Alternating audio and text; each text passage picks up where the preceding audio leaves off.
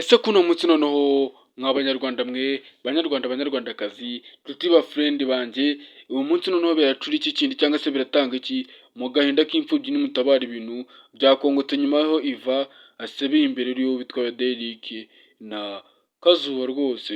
Ni ibintu by'agahinda cyangwa se by'inkuru mbi ncamugongo ku mugambi wa Iva, dore ko ariko ngo bavuga ngo buriya ngo umurozi ngo afite n'icyo twakwita nka plan B.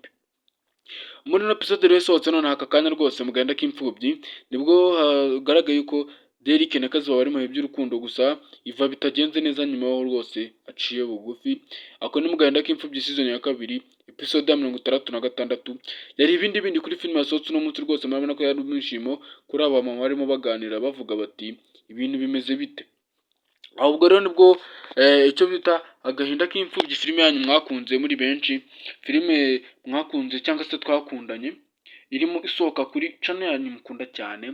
Nakubwira ngo ukigera ahangaha kora subscribe ukiri mushyashya kugira ngo tujye tubana umunsi ku munsi. Byari bicika gusa muri episode yasohotse uno munsi rwose, nyuma aho Derrick yari asa nkaho ameze mu bihe byiza na Sine, ariko uwo bita nka Iva akaza kubafata amafoto kugira ngo azayereke aho bita Kazuba.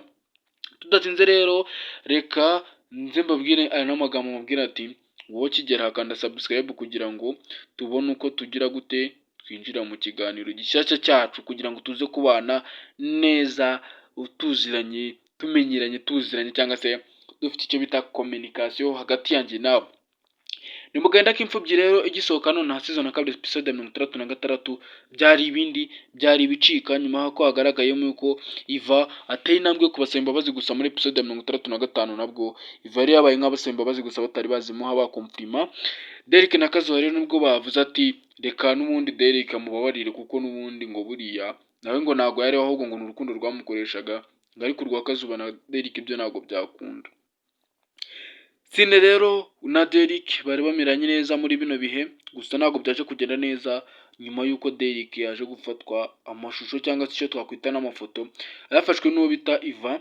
Iva rero ntabwo nakwizeza yuko rwose nshuti bavandimwe, nimba ukunda Kazuba na Derrick, ntabwo na confirme yuko uno muhungu Iva atarabatandukanya bitewe n'ano mafoto yaje gufatwa Derrick rwose arimo ahobera na Sine bameze nk'aho bari mu bihe byiza.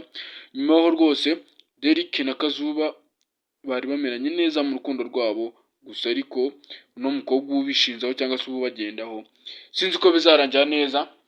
Muranibaza ni se ngewe ibi ngibi ko bizaba ibindi bizagenda gute? Munyarwanda nawe ukiri kutureba nakubwira ati nicyo ubereye hano cyangwa se nicyo nanjye mba mabereye, mba naje kugira ngo tubiganireho bino bintu.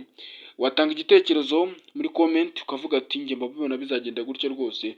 Byari ibindi gusa uno munsi sinzi biracura biratanga iki muri episode njye wumva nibaza ese bizagera kuri episode ya 80 cyangwa se ya 90 bimeze bite urukundo ya Derrick na Kazuba hagati y'aba bana bikundanira rwose, nyuma y'uko hajemo bita Kidobya ari we Sine cyangwa se n'umukobwa wundi ukunda Derrick. Ni ibindi rero, ni ibindi bindi bicika. Twakwibaza ati ese episode izasohoka izacura iki, izatanga iki nyuma yo gufatwa n'amashusho n'uwo bita Iva? Azayatanga se cyangwa ntabwo azayatanga?